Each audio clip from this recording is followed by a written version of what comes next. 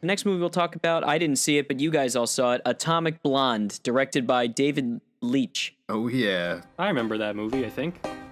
Lorraine Broughton, an expert in escape and evasion.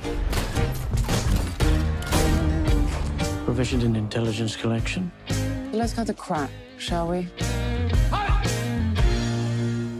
And hand-to-hand combat. An undercover MI6 agent is sent to Berlin during the Cold War to investigate the murder of a fellow agent and recover a missing list of double agents. Starred Charlize Theron, James McAvoy, and John Goodman. John Goodman. Holy fuck, he was in that. He was in this movie? He was a main character. Oh my god. What did you think of Atomic Blonde? Well, to put it simply, this is the female John Wick. Thank you for getting that out of the way early. It really desperately wants to be. I didn't really like Atomic Blonde that much. I didn't hate it, but it was a movie that had like 6 action sequences that were really good, and everything else is just like a clusterfuck of espionage bullshit. Yeah. That's a good description. There's a lesbian sex scene. That was kind of nice. Wow. Just comparing it to John Wick is like super obvious, but like Yeah. everybody's going to do that because they are very similar movies, like just aesthetically. But the reason why I think John Wick resonated with so many people is because the story was so personal, you know? It like had this like big revenge feel to it. You know, these assholes came into his house, stole his car, and killed his dog. And he's just like, fuck those guys. I'm going to kill them all. That's something that you can get behind. You know, it's like, I respect this character. But with Atomic Blonde, it's like, we don't know what's going on. There's a lot of action scenes, but we have no idea who's aligned with who. We don't have no idea what the motivations are. It's just like pretty espionage craziness. And there's nothing personal about it. She works for John Goodman, is that it? I believe so. I think that's the twist. I don't even know. I think John Goodman was like the CIA boss or something like that.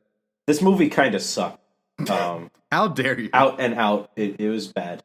But this kind of movie wants to be smart, so it substitutes that, like having good writing and stuff, for just throwing in twists that make no sense and don't lead anywhere. They're not really set up, they just kind of happen, but it's like it's meant to be like double crossings and things like that, and you're supposed to maybe feel shock or something, but it really just ends up falling flat because none of it makes any sense, because none of it has anything to do with anything, and it's just sort of like bad. I don't know, it feels very amateur hour. I would say that the filmmaking is still like decent. It's like pretty, it's yeah. showy. It's very showy. Like there's everybody was talking about how there's like one action scene at the end is all in one take or something like that, and everybody loves that shit.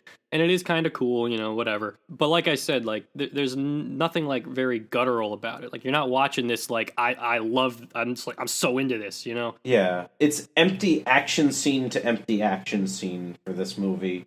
And I don't remember much beyond that, honestly, except that the people found guns very useless for some reason. It's definitely not... I wouldn't call it the worst thing ever. I would just say that it's the kind of thing that really could have benefited from a story that made sense. Who was James McAvoy in this? He was like a double crosser or something going on. I don't even know. Triple agent or some shit. I don't even know. Yeah. Nothing in this movie makes any sense, so there's no point. Were the action scenes good, like in John Wick? Like, was Charlize Theron doing like all of the stunts herself? No, it wasn't. The action's fine, I think. I mean, it's directed by one of the guys that co-directed John Wick. So, I mean, the guy knows what he's doing when it comes to, like, you know, shooting action. It's just that the action scenes are good. The only issue is that it doesn't have a lot for you to grab onto to give context to the action. It just kind of feels like stuff is happening. And like that, I don't really necessarily think there's anything wrong with a story that's sort of inscrutable, because that's pretty much what the entire genre of film noir is. So that's fine.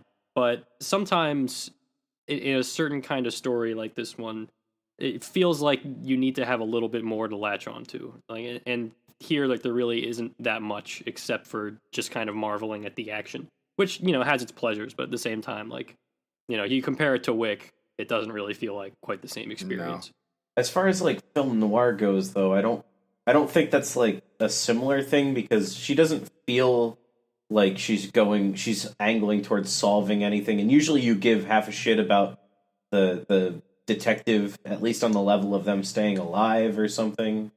This doesn't have much of that. You don't really care. and there's no interesting like dialogue or anything to carry it outside of that, or atmosphere, besides the cinematography being pretty good from what I remember. Mm-hmm. Usually there's other things making up for the plot not really necessarily making sense in noir, is my point. Yes. Lesbians.